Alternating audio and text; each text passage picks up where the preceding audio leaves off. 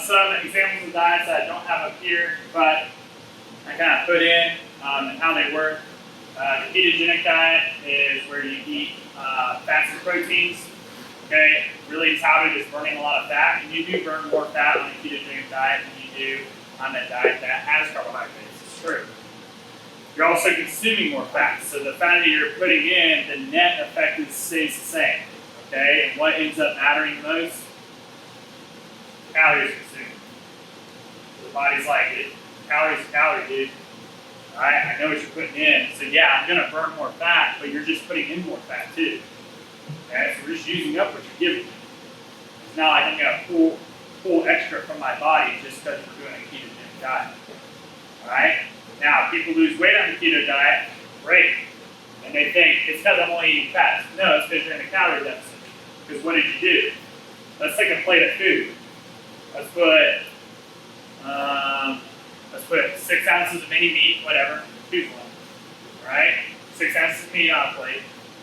And then let's put like a small handful of rice. And then let's put an avocado on that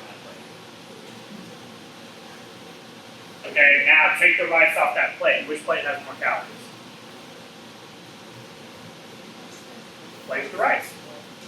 So in the ketogenic diet, all you simply did was take away the opportunity to eat a bunch of calories that you would otherwise eat.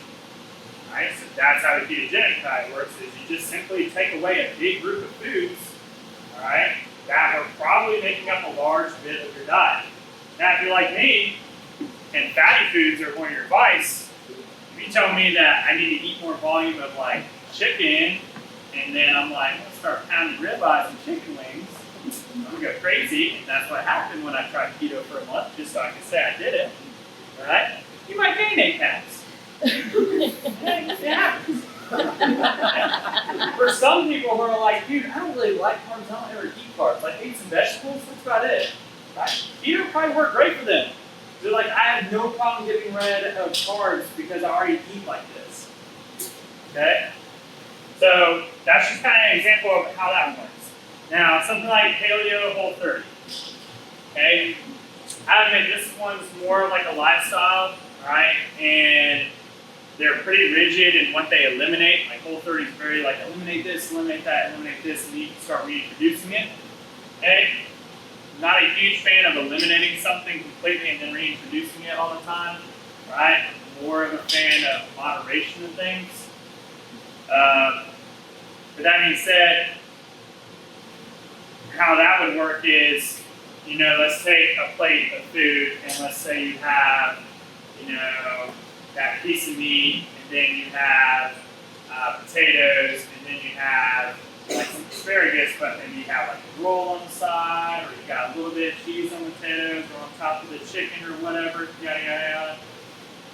Well, in Paleo Whole30, you just take that stuff out, or you don't have any grains, or you don't ever have any processed sugars. So you're eliminating a bunch of things that simply just add calories to your diet. When you eliminate those things, it gives you less chance to consume calories. Right? So it's pretty simple in the way it works. Okay? You're eliminating things that are going to add calories to your diet. That being said, I think paleo with leeway is how I describe most of the people who I think have really successful long-term weight management. For a majority of people, I think paleo with some leeway is kind of actually like a good sweet spot. Kind of like most of your foods, a lot of times are single ingredient whole foods. And then when I say leeway, like you allow yourself to have a scoop or two of ice cream. Or like you don't feed yourself up if you have X food on a Friday. Like you do things in moderation. That's a pretty good way to eat. Okay, so that would be one that like I would maybe start with if you're looking at maybe introducing a habit lifestyle form of eating, like give yourself some leeway. We'll talk a little bit about that. And then lastly, another one that's got big, like 2019 was the year of it, intermittent fasting. Intermittent fasting is simply narrowing the time in which you eat. Okay? And a lot of the explanation for this was, well, it lowers your insulin sensitivity. It fasting, raises your hormones or fixes your hormones, et cetera, et cetera. A lot of those studies when it comes to fasting are on long-term fasting. They're not on the typical 16 hours of not eating and 8 hours of eating, so they don't really apply. And then to counter that, also a lot of those kind of studies are usually on people who have problems in those areas, right? And so doing those things simply fix them and brought them back to normal. Okay, when a lot of people who don't have those issues try to do these diets to get themselves to super levels, it doesn't work.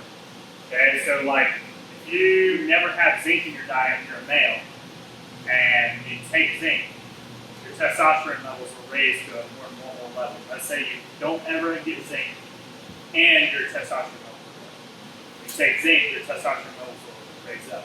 Now, if you have zinc somewhere in your diet and you're not low in testosterone, you're in the normal range, and you take zinc, your test doesn't go oh yeah, let's bump it up to just took steroids. Right? Your body has this awesome way of regulating. Okay, so all intermittent fasting does is it limits the times you're going to eat. So let's say you eat at 8 a.m., 12 p.m., a little bit at 3, and then again at 7. Okay, take all the times you ate out that weren't from 10 to 6. You just ate less amount of times, and that's probably going to be less calories. Okay? So you gave yourself less of a chance to consume a bunch of food. Right? Where people go on intermittent fasting, it's I'll eat in that 8 hours. And it's they cram so much food into that 8 hours that they don't see